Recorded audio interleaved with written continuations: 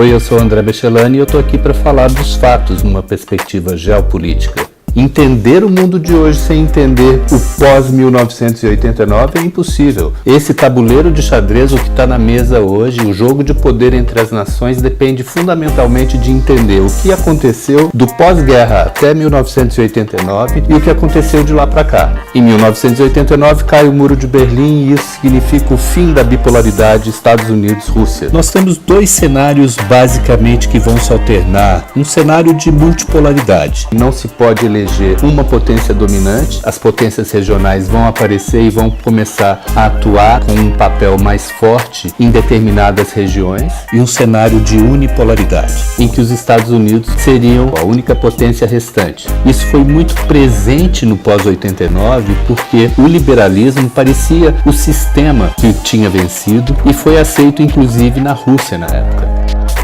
Historiadores chegaram a propor o fim da história. Durante um bom período, parecia que os Estados Unidos não teriam adversários e nem seu sistema econômico. É daí que surge o consenso de Washington. É aí que passam-se as medidas neoliberais que o Reagan e a Margaret Thatcher vão espalhar pelo mundo e vão virar um receituário dos governos de direita e dos governos conservadores no mundo inteiro. Para o Brasil, quem trouxe isso foi o Collor, que foram implementadas até o governo Fernando Henrique Cardoso, que naturalmente, para manter a hegemonia da economia americana, visava justamente os direitos sociais, os direitos trabalhistas, o enxugamento das economias, a abertura econômica para o capital americano, para o capital estrangeiro. Ao mesmo tempo em que isso acontecia de um lado, acontecia também as organizações intergovernamentais começaram a ser fomentadas e a União Europeia exerceu neste momento um papel fundamental. O Mercosul é um desses modelos, o Acordo de Livre Comércio ASEAN na Ásia, ele chegou a exercer também um importante papel. Todas essas organizações começaram a surgir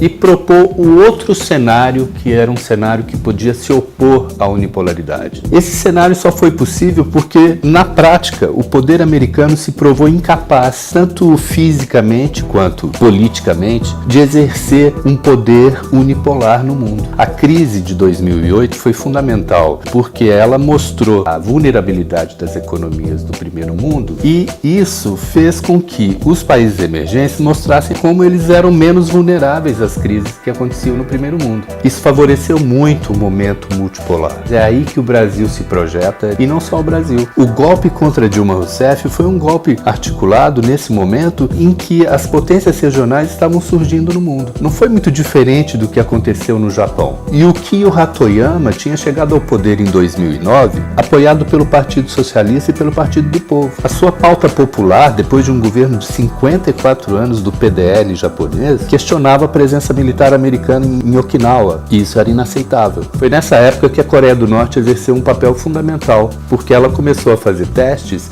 e lançou um míssil que cruzou o céu do Japão. Esse foi um dos estopins para a derrubada de Hatoyama. Isso no Japão, um golpe totalmente coordenado pelos Estados Unidos que manteve as bases de Okinawa. Isso não foi muito diferente do que aconteceu com a Dilma Rousseff no Brasil. Então ela foi derrubada pela questão do petróleo e é muito conhecido o caso da espionagem americana que fez com que a Dilma cancelasse a viagem aos Estados Unidos. Os Wikileaks, então, eles revelam através do Julian Assange todos os casos de espionagem que envolvem o governo americano. O Brasil é listado, Dilma Rousseff estava sendo espionada por causa do pré-sal. Se você seguir a mídia tradicional, você vai continuar achando que Dilma foi derrubada por causa de corrupção. Mas aqui você vê os fatos numa perspectiva geopolítica e entende que não é bem assim o jogo. Eu vejo você no próximo vídeo.